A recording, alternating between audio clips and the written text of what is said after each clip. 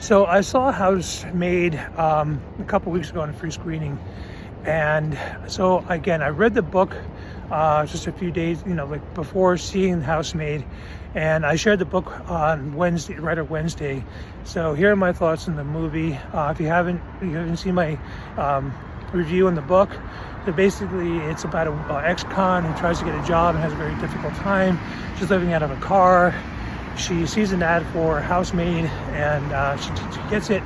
She gets a job, and the woman is habitually gaslighting her, and so there's no respite from like this kind of like evil woman who's just constantly on her butt.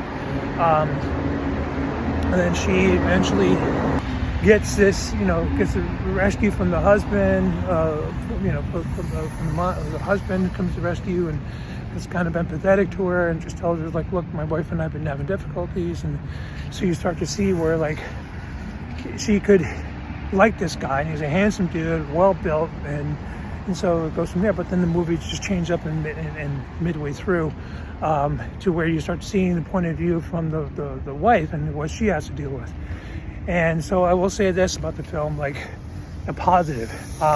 It's very similar to the book. I was very surprised. Like the entire cast was like very much so like I would picture the book to be. And from the husband to the wife to Enzo, who played the gardener, definitely pictured them all to be like that. And again, it was very similar to the book.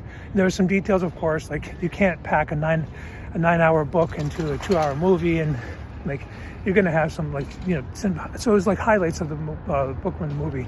So I enjoyed it that way.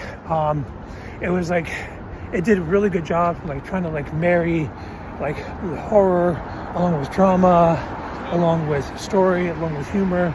So it did a good job of that. But the negative, they could have trimmed off about 10-15 minutes.